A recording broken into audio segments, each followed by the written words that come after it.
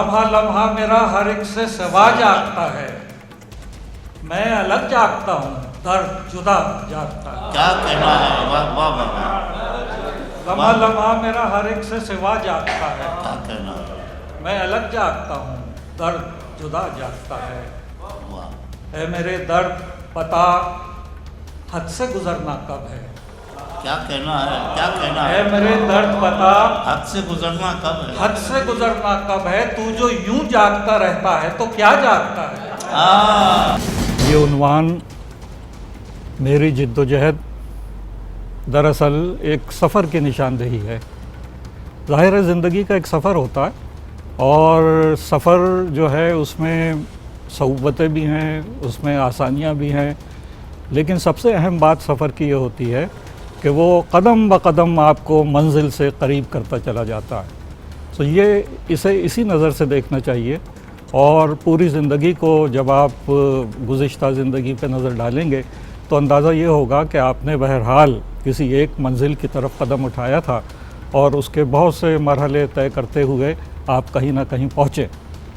اب یہ کہیں پہنچ جانا جو ہے، اس میں جب آپ پھر مڑ کے دیکھتے ہیں اور یہ دیکھتے ہیں کہ اس کی افادیت کیا تھی، اس کی اہمیت کیا تھی، آپ کے ہونے سے اور آپ کے کچھ کرنے سے کیا زندگی اور اس کے معاملات میں، معاشرے اور اس کے معاملات میں کوئی بہتری آئی۔ چنانچہ یہ ہوتا ہے اور اس کا خیال رکھنا چاہیے، تجزیہ کر کے دیکھنا چاہیے کہ ان کلیاتی طور پہ میری زندگی یا کسی کی بھی زندگی ہے، اس میں وہ کون سا حصہ ہے کہ جس سے معاشرے کو، اپنے ماحول کو، اپنے ملک کو سب سے بڑا یہ ایک فائدہ پہنچا۔ دیکھیے اب بات یہ ہے کہ منصوبہ بندیاں جو ہوتی ہیں نا زندگی کی، وہ تو بہت سی ہیں، لیکن میرا جس خاندان سے اور جس خانوادے سے تعلق ہے، اس میں جو سب سے اولیت میں نے دیکھی بچپن سے، وہ یہ تھی کہ آپ کو پڑھنا ہے اور علم حاصل کرنا ہے۔ اب آپ کیا کریں گے کیا نہیں کریں گے، دونوں ہی چیزیں اس میں ہیں، لیکن یہ کہ علم تو بہر صورت حاصل کرنا ہی کرنا ہے۔ چنانچہ زندگی کی ساری تگ و دو میں کہیں ایک لمحہ بھی ایسا نہیں تھا کہ جس میں یہ سوچا ہو کہ تعلیم سے دوری، چلو کوئی حرج نہیں ہے، یہ بھی راستہ گزر جائے گا، ایسا کبھی بھی نہیں ہوا۔ پوری زندگی میری اور مجھ سے بڑے بھائیوں کی، ہم ایک خاندان کا ایک ایسے حصہ تھے کہ جس میں ہم سب ملا کے 5 بھائی اور 1 بہن، اور سب کے سب جو ہے وہ اعلیٰ تعلیم کی طرف جاتے رہے اور ابتدا سے چلتے رہے۔ گویا چرچا ہی اس بات کا تھا کہ اس میں تعلیم ہو اور سلسلہ آگے بڑھے، پھر آدمی اپنے یعنی پیشہ ورانہ سلسلے میں کہیں بھی چلا جائے، اور سب لوگ اپنے پیشہ ورانہ سلسلے میں مختلف اس میں کام کرتے رہے، نمایاں طور پہ کام کرتے رہے۔ میرے حصے میں تعلیم تو لازمی تھی، چنانچہ وہ تعلیم کا حصول سب سے اہمیت کا حامل رہا۔ اب دوسری بات یہ ہے کہ تعلیم آپ حاصل کر رہے ہیں اور زندگی کو بھی دیکھ رہے ہیں، اپنے اطراف میں بھی دیکھ رہے ہیں، ماضی بھی روشن ہے، آنے والے مستقبل کی طرف بھی نظر جاتی ہے، تو کیا بننا چاہتے ہیں، کیا کریں، یہ تو سوال ہر ایک آج کا بھی ہے۔ اس میں آپ اس کی طرف جائیں گے کہ جو سلسلے آپ کو افادیت کی طرف لے جاتے ہیں، بہتری کی طرف لے جاتے ہیں، تو آپ کچھ نہ کچھ کریں گے۔ میری زندگی میں ایک بڑا ہی سمجھ لیجئے گا کہ اہم حصہ یہ تھا کہ مجھے جب میں نے اسکول جانا شروع کیا، جب میں نے اپنی تعلیم کے سلسلے، تو جو مجھے کلاس میں بھی مضمون کے حوالے سے بھی اس سے ہٹ کے جو سب سے زیادہ بات کھینچتی تھی اپنی طرف، وہ کھینچتی تھی ان بہت ہی اچھے اور اعلیٰ اساتذہ کا طرز اور انداز کہ وہ کس طریقے سے ہمیں علم کی روشنی سے منور کرتے ہیں اور ہماری صلاحیتوں کو بھی دیکھتے ہیں کہ فلاں بچے میں یہ ذرا سی کمی ہے، تو وہ اسے دہراتے ہیں اور اسے بتاتے ہیں اور اس سے بہتر ساری صلاحیتوں کو باہر لانے کی کوشش کرتے ہیں۔ نہ صرف یہ کہ یہ عمل کلاس روم میں ہوتا ہے، دیکھیے ایک رابطہ تو ہے آپ کا کلاس میں، جب آپ طالب علم ہے، وہ بیٹھا ہے، کلاس ختم ہو گئی، آپ چلے گئے، کوئی دوسرا آئے گا وہ پڑھائے گا، تو کیا یہی سلسلہ ہے؟ جی نہیں، یہ تو نہیں ہے۔ یہ تو کلاس روم سے باہر بھی، خواہ وہ اسکول ہو یا آپ کی یونیورسٹیاں ہوں، اس میں کلاس روم سے باہر کے رابطے بڑے ضروری ہیں. وہاں زندگی، کلاس روم میں آپ مضمون پڑھتے ہیں اور یہ جو رابطے ہوتے ہیں جب آپ کے سینئر، آپ کے اساتذہ، آپ کے بزرگ وہ جو آپ کو سکھاتے ہیں وہ آپ کو زندگی سکھاتے ہیں. زندگی کیسے گزاری جاتی ہے، کیسے گزاری جانی چاہیے، ایسی کہ جو روشن بھی ہو، ایسی کہ جو دوسروں کے لیے بھلائی کا بھی سلسلہ بن جائے. ابتدا سے اگر میرا کوئی شوق تھا، لوگ تو میرا خیال ہے آج کی بھی دوڑ لگی ہوئی ہے پروفیشنلزم کی، اس وقت بھی تھی کہ آپ بس اچھے نمبر آ گئے، اب آپ کو میڈیکل کی تعلیم کر لیجئے، آپ انجینئرنگ میں چلے جائیے. میرے زمانے میں بھی تھا اور میں بھی جا سکتا تھا، اتنے نمبر میرے اس میں آئے تھے. لیکن اس وقت خیال ہے نئی نئی چیزیں آتی تھیں. اس وقت خیال یہ ہوا کہ یونیورسٹی میں، کراچی یونیورسٹی میں ایک نیا مضمون شروع ہو گیا ہے. پہلے ہم physics, chemistry, biology, zoology, botany یہ سب پڑھتے، یہ عام موضوعات تھے اور اس میں اعلیٰ تعلیم حاصل کرتے تھے. پتہ چلا کہ وہاں حیاتی کیمیا، بایو کیمسٹری کا ایک نیا شعبہ، اچھا تو یہ جو ہے یہ سفر ہوتا ہے نئے اس کی طرف، تو فوراً ہم اس میں راغب ہوئے اور اس کی طرف ہم گئے. پھر یہ کہ اب زندگی گزرتی گئی، اب آپ کیا کریں گے؟ تو میں نے جو کہا کہ مجھے تو سب سے اچھا لگتا تھا استاد، اور وہ جو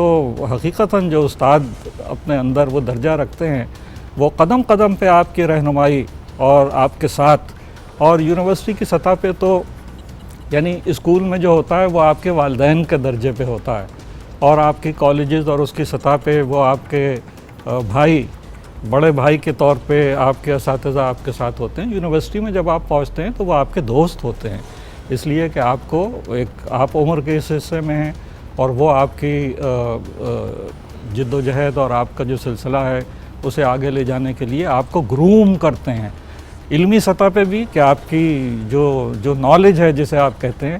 اس لیے کہ پوری آج کل تو نالج بیس ہے نا، ساری دنیا میں کوئی ڈالر والر نہیں چلتا، نالج چلتی ہے. سو اس کو بڑھانا اور اس کو اس درجے پہ لانا کہ ہم عالمگیر سطح پہ اپنے ہونے کا احساس دلا سکیں، تو وہاں اچھا لگتا تھا کہ، اور خواہش اگر آپ کہہ لیجئے کبھی زندگی میں ہوئی تو یہ ہوئی کہ شاید اب میں فارغ ہو رہا ہوں تعلیم سے، تو اگر موقع مل سکے گا ایک استاد کی حیثیت سے، اور وہ مجھے مل گیا.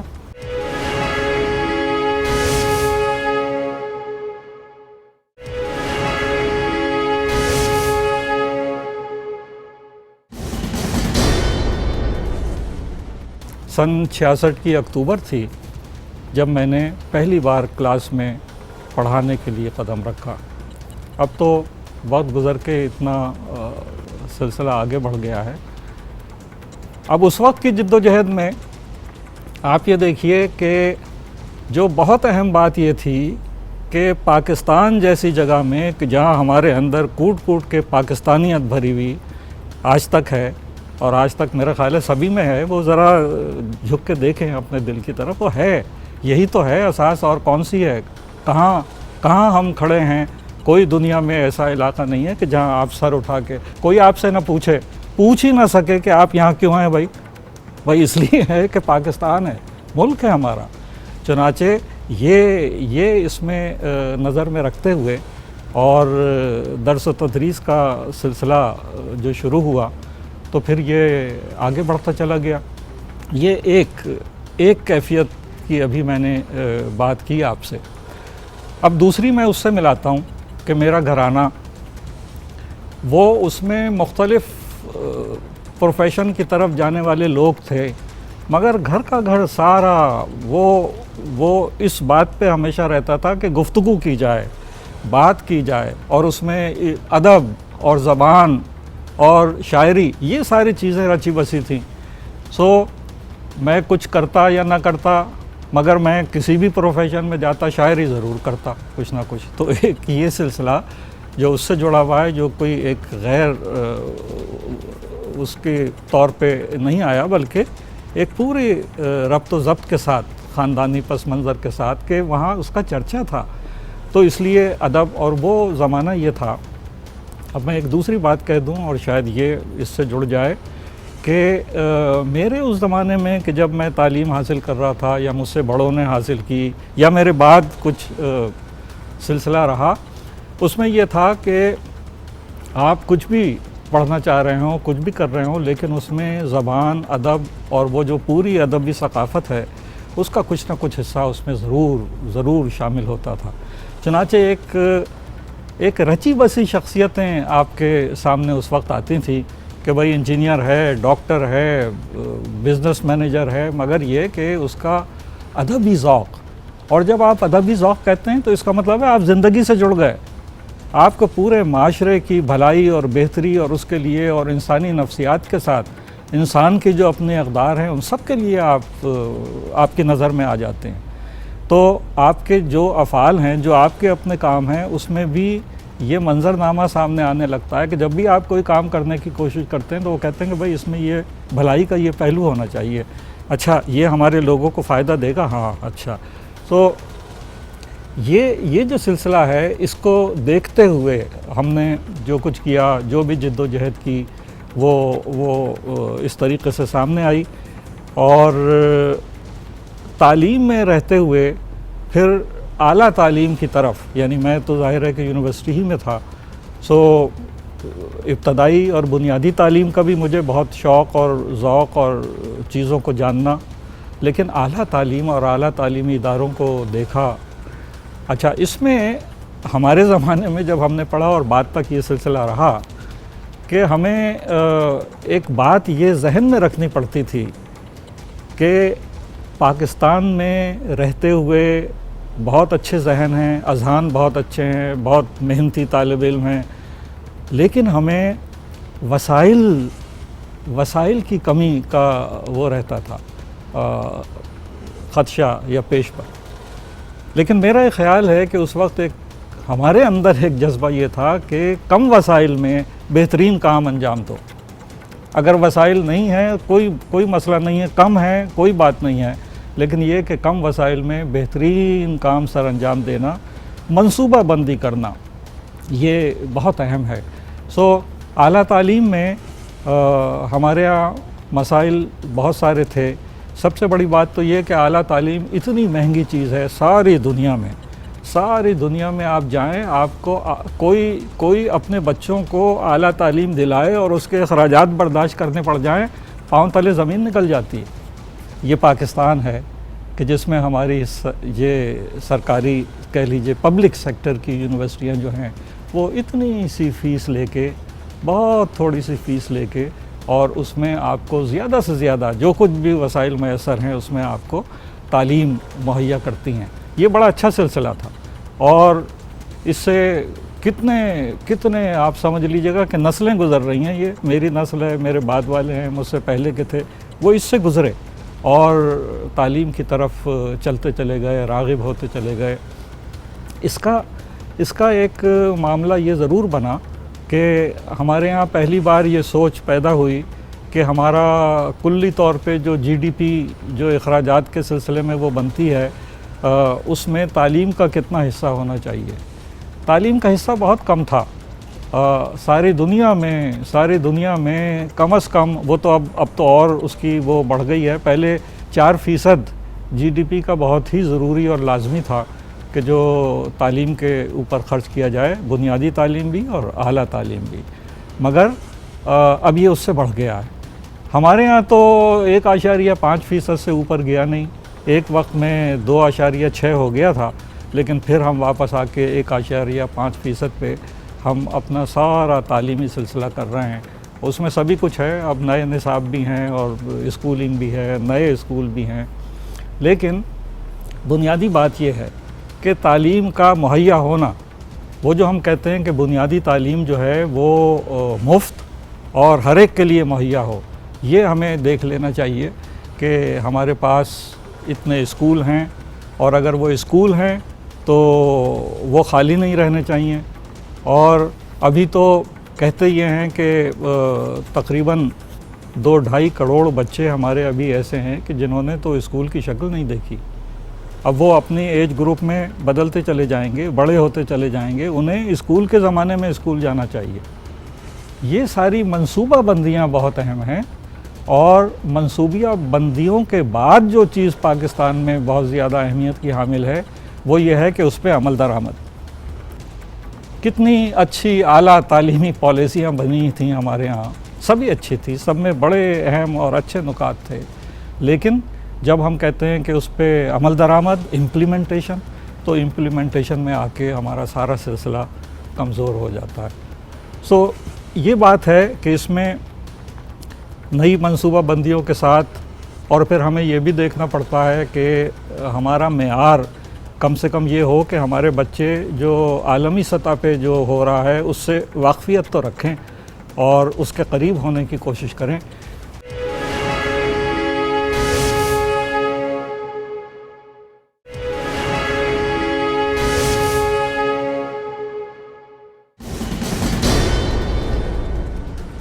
مجھے یہ موقع ملا کہ میں پاکستان میں یونیورسٹیوں کی سربراہی کروں، اور اس سربراہی میں سمجھ لیجئے گا کہ وائس چانسلرشپ ہوتی ہے کہ جو اہم ہوتی ہے، وہ وائس چانسلرشپ کرتے کرتے بھی سمجھیے کہ 18-19 سال یہ سارا ہے کہ جس میں میں کام کرتا رہا۔ اس میں بہت سارے مرحلے ہیں، کہیں تو یونیورسٹی بنانے کی، جیسے ایک بہت بڑی ہماری فیڈرل یونیورسٹی ہے جو فیڈرل اردو یونیورسٹی کہلاتی ہے، اس کا جسے کہتے ہیں نا فاؤنڈنگ وائس چانسلر، وہ میں ہی تھا، اور وہی یونیورسٹی بنانے کی کوشش کی، اور اسے اب ظاہر ہے کہ وہ آگے چلے گی، وہ ہوا سلسلہ۔ پھر کراچی یونیورسٹی ملک کی بڑی جامعات میں سے اور بہت ہی اچھی جامعات میں سے ایک ہے، اس کی سربراہی۔ مگر اب مسئلہ یہ ہے کہ یہ سربراہی اور یہ کون سا زمانہ اور کون سا وقت، اس میں مشکلات بے شمار۔ وائس چانسلرشپ کوئی آسان نہیں ہے، جنہوں نے کی ہے ان سے پوچھیے، اور پبلک سیکٹر کے خاص طور سے پتہ چلتا ہے کہ کس طریقے سے کن مسائل سے اور معاملات سے گزرنا پڑتا ہے، اور کم وسائل میں وہی جو میں نے پہلے کہا تھا، آپ بہترین سلسلہ اپنے طالب علموں کو دینے کی کوشش کرتے ہیں۔ چنانچہ وہ یونیورسٹیوں کے ساتھ تقریباً پبلک سیکٹر میں 9 برس کام میں نے کیا، اور پھر اس کے بعد پرائیویٹ سیکٹر میں بھی جو اس لحاظ سے مختلف ہوتے ہیں پرائیویٹ سیکٹر کے، ان کو سرکاری فنڈنگ نہیں ملتی۔ اب جب آپ کے پاس فنڈنگ نہیں ہے سرکاری، تو آپ یونیورسٹی چلانے کے لیے جو کچھ بھی کریں گے وہ وہی ہے جو طالب علموں سے فیس یا جو اور دیگر آپ کے ذرائع آمدنی ہو سکتے ہیں، تو اس میں چلانا پڑتا ہے، اس لیے وہ پھر فیس اس کی طالب علموں کے لیے ذرا کیا کافی زیادہ ہوتی ہے، مگر وہاں یہ ہے کہ آپ کو بہترین اساتذہ مل جاتے ہیں۔ اس میں بہت سارے تو وہ ہیں کہ جو پبلک سیکٹر سے اپنا وقت اور وہ کر کے اور بہت ہی اعلیٰ تجربے کے ساتھ ہوتے ہیں، پھر بہت ساری بڑی تعداد ان کی ہے کہ جو باہر کی دنیا سے نئے سسٹمز اور نئے سلسلے سارے سیکھ کے آئے، اور وہ ہمارے ساتھ آ جاتے ہیں۔ تو یہ تعلیم کا بہت بڑا سلسلہ ہے، اور اب جب میں آپ سے بات کر رہا ہوں، ابھی تک وہ لوگ کہ جو اعلیٰ تعلیم کی طرف جانا چاہتے ہیں، کتنے فیصد ہیں کہ جو اعلیٰ تعلیم کی طرف جا سکتے ہیں؟ ابھی اس میں بہت گنجائش ہے کہ اعلیٰ تعلیم کے ادارے کھلیں، اور طالب علم ہمارے جو ہیں وہ ایک اپنی فکر کے ساتھ اور اس کے ساتھ اعلیٰ تعلیم کے درجوں میں جائیں۔ اور یہ ضرور ہے کہ دنیا پہ نظر ڈالتے ہوئے آج کل جو ہے یہ زندگی اور اس کے سارے موضوعات بدل گئے ہیں، اس کو دیکھتے ہوئے ہمیں اپنے تمام نصاب اور ان چیزوں کو دیکھنا چاہیے اور اپنی یونیورسٹیوں میں لانا چاہیے، تاکہ ہمارے طالب علم آج کے زمانے اور وقت کے ساتھ جڑے ہوئے ہوں اور جانتے ہوں کم سے کم کہ کیا ہو رہا ہے، اور پھر جب انہیں موقع ملے گا تو وہ اس کے ساتھ بہتر طور پہ اپنی صلاحیتوں کے ساتھ اس میں جا سکتے ہیں۔ یہ ایک سفر ہے جو اعلیٰ تعلیم کا اور اس کا رہا، ظاہر ہے میں اس میں شامل رہا۔ اب دوسری بات جو کہی تھی وہ میں نے کہی تھی، جو وہ گھرانے سے جو آئی، اس میں وہ تو ادب ہے، تو ادب آپ پڑھیں یا ادب آپ لکھیں یا جو بھی آپ کریں، اتنے میں نے تو کہیں کسی انٹرویو میں کہا کہ بچپن سے جب کھلونے کی تلاش میں بچے ہوتے ہیں تو مجھے تو نہیں ملے کھلونے، جس طرف نظر ڈالیں کتاب، ادھر رسالے، ادھر جریدے، تو جب مجھے پڑھنا نہیں آتا تھا تو میں تصویریں دیکھتا تھا، بہت اچھی اس وقت وہ اعلیٰ ذوق، بعد میں اعلیٰ میں کیا کہوں، لیکن یہ کہ ایک ذوق، ایک جو پینٹنگز ہیں، تصاویر ہیں، فوٹوگرافکس ہیں بہت ساری کہ جو وہ اس وقت سے ایک ذوق و شوق اس میں ہوا، اور پھر یہ جو چرچا تھا اس میں شاعری کا، تو اس میں شاعری بھی اسکول کے زمانے میں کئی اساتذہ ہمارے اچھے شعراء میں شمار ہوتے تھے، وہ موجود تھے، ان کی موجودگی میں، اور پھر کہیں کہیں کہ بھائی وہاں فلاں جگہ چلے جائیے، آپ شرکت کر لیجئے، اس طریقے سے ایک وہ ہوئی۔ باقاعدہ یہ سوچ کے کہ نہیں اب مجھے یہ کرنا ہے، یہ میں نے نہیں کیا، ایک سلسلہ شروع ہو گیا، اور وہ شروع ہو گیا تو اس میں موقع مجھے یہ ملا، یہ ایک بہت ہی اہم بات میں کرنے جا رہا ہوں کہ ادب میں اور پھر شاعری میں خاص طور سے جب ہم آئے تو اس منظرنامے پہ یہ میرے زمانے کو اور میری نسل کے لوگوں کو جو اس وقت ہیں انہیں یہ ایک بڑا اعزاز حاصل ہے کہ ہمیں اپنے وقت میں بیک وقت نثر لکھنے والے اردو زبان کے، شعر کہنے والے اردو زبان کے بڑے بڑے نام سب یکجا ہو گئے، سب ایک ساتھ موجود تھے۔ ایسا ہوتا نہیں ہے کہ کبھی کوئی بڑا نام اور پھر اس کے بعد ایک گیپ اور پھر اس کے بعد کہیں، لیکن ہمیں یہ سب مل گئے، اور پھر یہ کہ وہ جو ایک مشاعروں کے سلسلے شروع ہو گئے اور اس سے جڑ گئے تھے، تو ان سب کے ساتھ ایک یعنی تعلق خاطر پیدا ہو گیا، یعنی ان سے قربت محسوس ہونے لگی۔ اور اگر ایسا سلسلہ ہوتا ہے کہ آپ کے سینئر، آپ کے پیش رو بڑے ان سے آپ کو قربت نصیب ہو اور آپ ان سے کچھ سیکھنا چاہیں، تو یہ سب سے اہم بات یہ ہوتی ہے کہ آپ سیکھ لیجئے، اس لیے کہ وہ ہیں، وہ آپ کے سامنے ہیں۔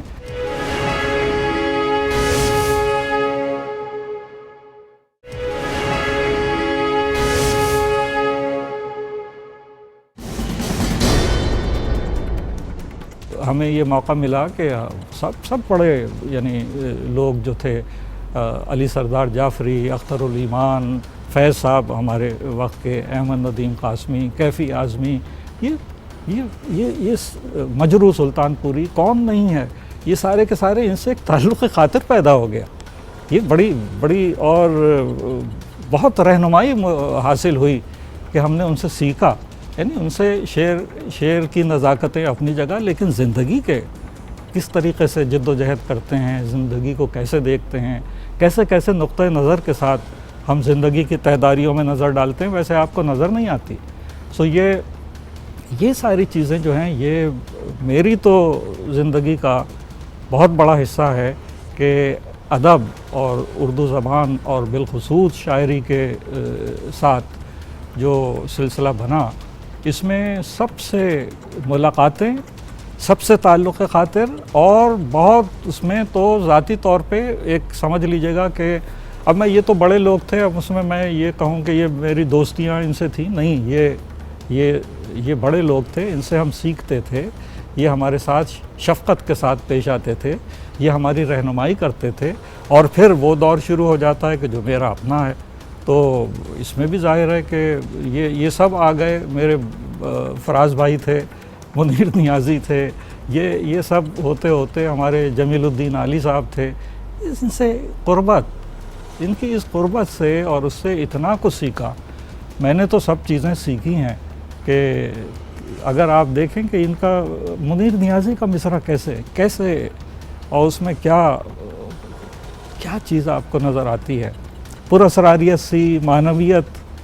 وہ اب یہ کبھی کوئی وقت ہوگا تو پھر اس پہ الگ سے گفتگو کریں گے، مگر میں یہ کہہ رہا ہوں کہ میری جد و جہد اور میری زندگی میں بہت بڑا حصہ ہے کہ یہ سارے لوگ جو شعری ادب کے لوگ ہیں، ہمارے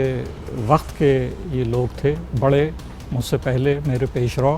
اور پھر میرے ساتھ کے لوگ، اور اب میرا رابطہ میرے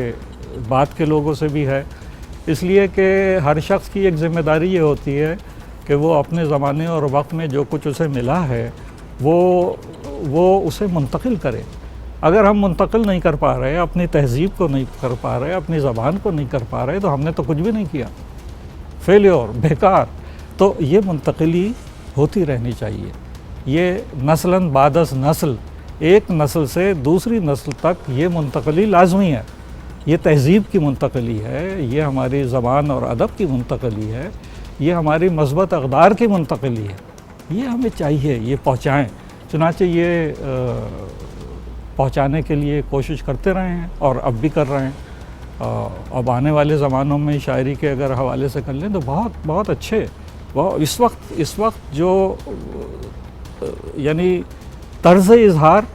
کیسے وہ ایکسپریس کرتے ہیں، اور پوری دنیا میں جو بدل رہا ہے، ہر لمحہ گزرنے والا لمحہ جو ہے نا وہ تبدیلی لا رہا ہے، آہستہ آہستہ دنیا بدلتی ہے، ایسی بدلتی ہے۔ وقت کی تو ڈیفینیشن کہہ لیجئے وہ تو یہی ہے کہ وہ تو قائم رہتا نہیں ہے، وہ سفر کرتا ہے، آگے کی طرف جاتا ہے۔ تو آپ اس کا ساتھ دیں، ساتھ تو دینا پڑے گا، نہیں تو آپ پیچھے رہ جائیں گے۔ یہ ساتھ دینے کے لیے میرا خیال ہے کہ نئی نسل ہماری جو ہے وہ تیار ہے، اس کے موضوعات اور اس کا طرز اظہار مختلف ہو گیا، اور وہ ہونا بھی چاہیے۔ منظرنامے بدل رہے ہیں، وہ منظرنامے جب بدلیں گے تو وہ اسے دیکھے گا، پھر وہ اس کا اظہار کرے گا۔ تو یہ مجموعی طور پہ مجھے بہت اچھا یہ موقع ملا زندگی میں کہ اپنی گرومنگ جو میرے بچپن سے لے کے اور آخر تک ہوئی، اس میں میرے بزرگوں نے، میرے بڑوں نے بھرپور طور پہ یعنی میری تربیت کی، اور میں اس تربیت کو حاصل کر کے اپنے اندر رچا بسا سکا۔ دیکھیں، یہ جو کچھ آپ حاصل کرتے ہیں، اگر وہ آپ کی ذات کا اندر حصہ نہیں بن جائے تو اوپر ہی اوپر ادھر ادھر ہو جاتا ہے، کہیں آپ تلاش کرتے رہ جائیں گے، کچھ نہیں ملے گا۔ وہ ذات کا حصہ بنا لینا، وہ یہ گرومنگ ہوتی ہے۔ تو انہوں نے اس کا حق ادا کیا، اور میں کوشش کرتا ہوں کہ میں اپنے بعد والی نسل کے لیے، جو آنے والے لوگ ہیں، ان کے لیے ایک ماڈل بنوں، اور ان کے لیے راستے بناؤں، اور ان کی رہنمائی کروں۔ کسی نے کہا ہے، کیا خوب کہا ہے، کہ یہ صفت جو ہے نا دو ہی اس میں پائی جاتی ہے اور کہیں نہیں۔ ایک تو آپ کے والدین، کہ وہ آپ کو ہر اس پہ اعلیٰ سے اعلیٰ دیکھنا چاہتے ہیں، اور ایک آپ کا استاد، کہ جو یہ چاہتا ہے کہ میرا شاگرد اور میرا جو طالب علم تھا وہ ترقی کی منزلوں پہ وہ کہیں سے کہیں پہنچ جائے۔ اگر کوئی آج بہت بڑے کسی عہدے داری پہ لگا ہوا ہے تو میرا دل تو باغ باغ ہو جاتا ہے۔ میں کہتا ہوں دیکھیں یہ کیسے روشن بچے تھے اس وقت، یہ جد و جہد کر رہے تھے، اب آج ان کا زمانہ ہے تو یہ اپنے زمانے میں اپنے ہونے کا احساس دلا رہے ہیں۔ میرا خیال یہ ہے کہ یہ عنوان میری جد و جہد جو ہے، یہ ظاہر ہے یہ سب کے ساتھ موجود ہے۔ تو میں یہ کہنا چاہتا ہوں ان لوگوں سے کہ جنہوں نے ابھی نظر نہیں ڈالی، یہ بڑی عجیب بات ہے۔ ایک اور عجیب بات بتاؤں کہ ہمیں زندگی میں ساری چیزوں کا پتہ ہے، بھئی یہ فلاں پڑوس کے لوگ ہیں، یہ فلاں جگہ کے لوگ ہیں، یہ فلاں ملک کے رہنے والے ہیں، یہ فلاں ملک کے، یہ میرا دوست ہے، یہ میرا